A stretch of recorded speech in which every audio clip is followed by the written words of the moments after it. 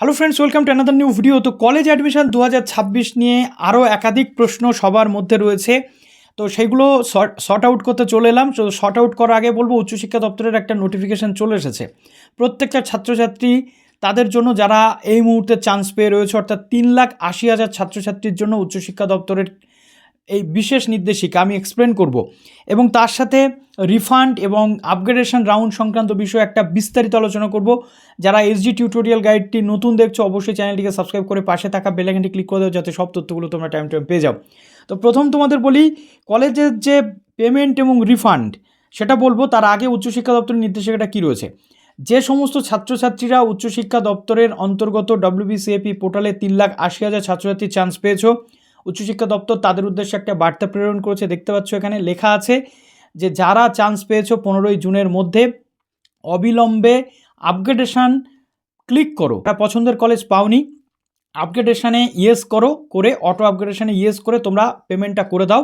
যদি পেমেন্ট না করো, সে কিন্তু আর নেক্সট রাউন্ডে ভর্তি হতে পারবে না, সে কিন্তু আর ভর্তির সুযোগ পাবে না।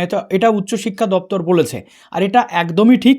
তার কারণ ফার্স্ট রাউন্ডে যারা সুযোগ পেয়েছো, পেমেন্ট না করলে কোনো আপগ্রেডেশনও করতে পারবে না, কোনো চান্স কোথাও পাবে না। পরবর্তী ক্ষেত্রে মপাপে দেখতে হবে, বাট সিট যদি না থাকে তুমি কিন্তু সুযোগ থেকে বঞ্চিত হলে। তাই উচ্চশিক্ষা দপ্তরের বক্তব্য অনুযায়ী অটো আপগ্রেডেশন করো।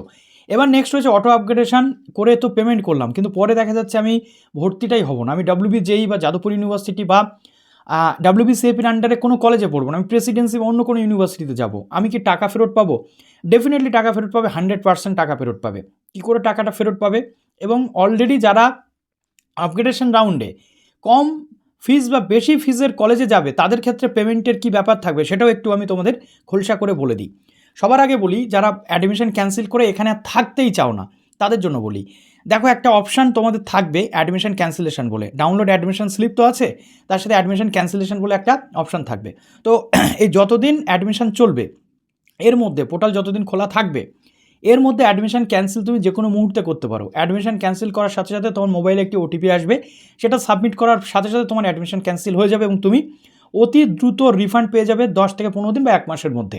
কিন্তু এটা 100% রিফান্ড তখনই পাবে। কি করে পাবে? ইউজিসির একটা গাইডলাইন আছে, যেটা আমি তোমাদের বলে দিই। ইউজিসির গাইডলাইন অনুযায়ী তোমাদের কি কি বিষয় রয়েছে। ইউনিভার্সিটি গ্র্যান্ড কমিশন আন্ডারে সমস্ত কলেজ বা ইউনিভার্সিটিগুলো চলে। তো সেখানে ইউজিসির বক্তব্য যেটা রয়েছে, যদি তুমি অ্যাডমিশনের লাস্ট ডেটের 15 দিন আগে অ্যাডমিশনটা বাতিল করাও, দেখা যাচ্ছে 30শে জুলাই লাস্ট ডেট রয়েছে, তুমি যদি 14ই জুলাই থেকে 15ই জুলাইয়ের মধ্যে অ্যাডমিশন বাতিল করো, তাহলে 100% রিফান্ড পাবে। যে 10,000 দিয়ে অ্যাডমিশন নিয়েছো, 10,000টাই রিফান্ড পাবে।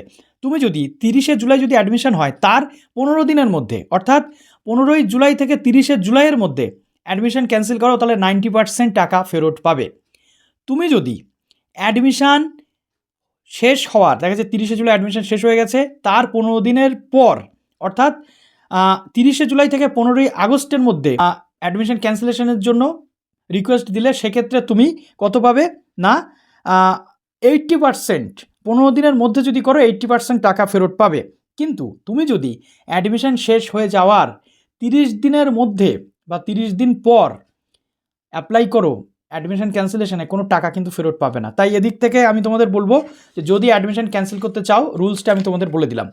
এবার চলে আসছে ভেরিফিকেশান করার পর অ্যাডমিশন ক্যান্সেল করা যায় কিনা। অবশ্যই ভেরিফিকেশানের পর অ্যাডমিশন কিন্তু ক্যান্সেল করা যায়, কিন্তু সেক্ষেত্রে রিফান্ড পেতে একটু দেরি হয়, একটা অ্যাপ্লিকেশান দিতে হয়।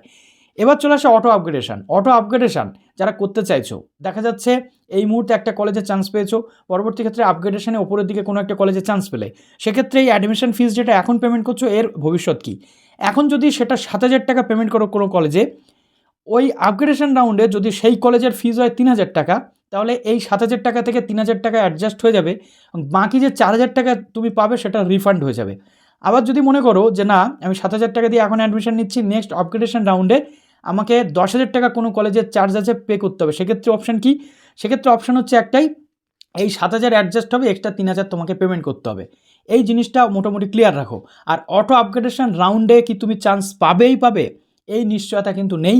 যদি অটো আপগ্রেডেশন রাউন্ডে যে কলেজে তোমার ওপরের দিকে রয়েছে লিস্টিং, সেই কলেজে যদি সিট থাকে, তোমার মেরিট ইন্ডেক্স যদি সেখানে ম্যাচ করে যায় তাহলেই তুমি চান্স পাবে। তো চলো এরপর কোন টপিক নিয়ে ভিডিও চাইছো কমেন্টে জানাতে ভুলো না। ভালো থেকো সবাই, বেস্ট অফ লাক।